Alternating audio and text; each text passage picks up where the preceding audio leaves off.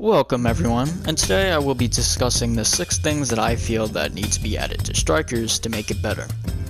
Now, I've had these ideas in my head for months, but I've never had a platform to discuss these with anybody. Now, I don't think they're going to add these anytime soon simply because of what's going on in the world right now, but nevertheless, let's get right into it. Number 1. More fighting styles. I feel as though they should add an option to where we can use the combos from the VR Masters instead of weapons. It would make the combat system more complex and just more fun in general. I think a proper way to implement this system would be something like only tanks can use combos from Tank VR Masters, and healers can only use combos from Healer VR Masters, etc. Honestly, this is a thing they should have had from the beginning, but maybe they were too lazy to implement it. But to give them the benefit of the doubt, Soleil only has 80 employees, so yeah, that might contribute a little bit. Number 2. The wrong patches. This is something that I feel needs to be talked about more because Soleil doesn't pay attention to jutsus that require adjustments, whether it needs to be buffed or nerfed. Take Flame Lightning for example. It's arguably the most cheesy / broken move in the game with its pull and easy pitfall mechanics. It's been 6 months since they released Sasuke and they haven't adjusted it at all.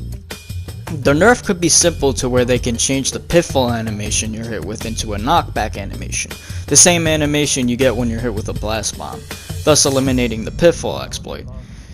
Since then, they released 4 DLC since Sasuke came out with no changes to Flame Lightning, which proves my point that they don't pay attention to jutsu that need adjustments.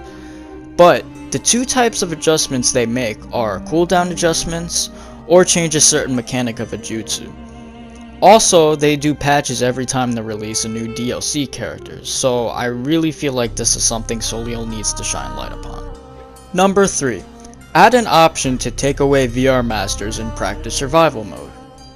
I've personally been preaching this since they released the game mode because adding survival mode made it easier for people to do 1v1s, because before survival practice mode, people would have to find a team, load up 4v4 game modes, all just for 1v1s, which made it annoying, so they added survival mode. Now, granted, the game mode itself is meant for survival, but survival mode is a much better alternate for the 1v1 scene. But having CPUs makes you almost wish they had an option to remove CPUs.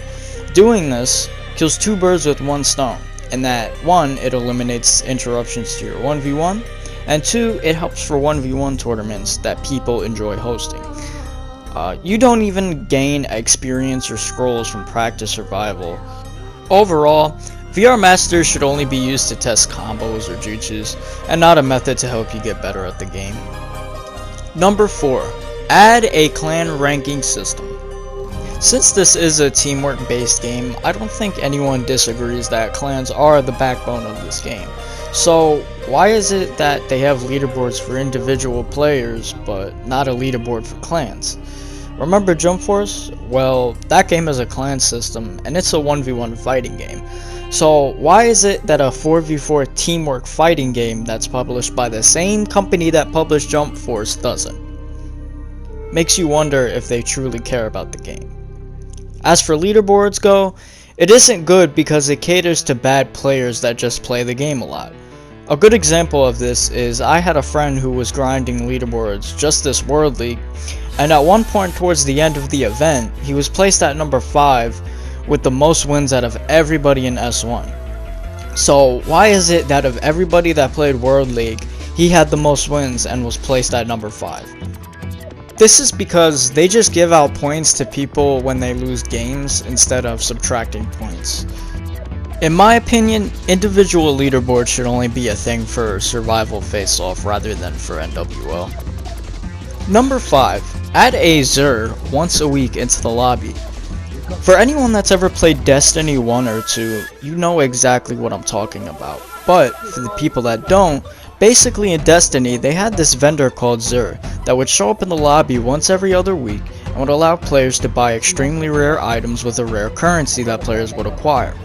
Soleil, with this special vendor, could add cosmetics and items to help players progress quicker in the game, For instance, maybe they could allow players to buy 2 new jutsu every week for people that don't have that jutsu unlocked yet, or add an option in this vendor to buy scrolls with coins, esoterics being the most expensive. And add different exclusive outfits every week that players missed out on in previous events like NWL and Red and White. Instead of buying exclusive outfits with coins, they could instead trade scrolls for a certain costume instead of dealing with the RNG that comes with opening scrolls. This idea is very helpful for experienced players that have tons of scrolls and want to get rid of them without opening them. It makes you wonder why they haven't implemented such an idea for a game that rewards players mainly with cosmetics. Number 6, I did save best for last, and that is private matchmaking. Now, I needed to add this to the video because it is the most requested feature by almost all of the player base. There are way too many reasons for me to cover as to why that is. A lot are self-explanatory, but I will cover the ones that matter. Number 1, in clan scrimmages. Number 2, clan matches. And number 3, you don't have to deal with the hassle of queuing up with the other team and hoping both teams connect with each other. Now, I feel the only downside to this is if they do ever end up adding private matchmaking, it might take away all the competition that play World League.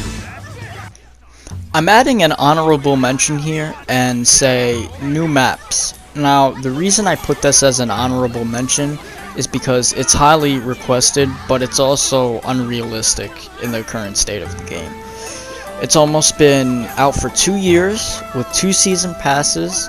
So if they were going to add a map or maps, they would have added at least 1 map already. For Soleil, it would take too much time to redesign a map since they are focused on other projects like the Samurai Jack game, and they're rumored to be working on a Demon Slayer game, which I heard about a while ago.